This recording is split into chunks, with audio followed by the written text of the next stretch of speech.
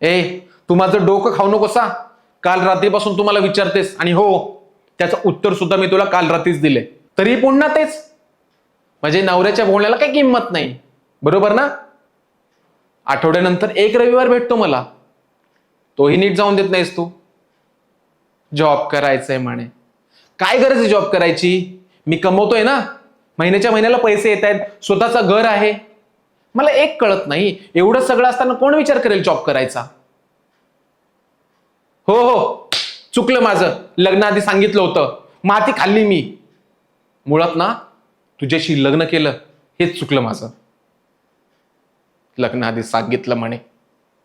हो, सांगितलं होतं, पण त्यावेळेस ना परिस्थिती वेगळी होती आणि आता परिस्थिती वेगळी आहे. त्यावेळेस माझ्याकडे जॉब नव्हता, घर नव्हतं, पण आता घर आहे, जॉब आहे.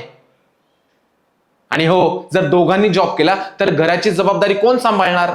मुलांची जबाबदारी कोण सांभाळणार? आई वडिलांची जबाबदारी कोण सांभाळणार? जॉब करायचा आहे म्हणे. धन्यवाद.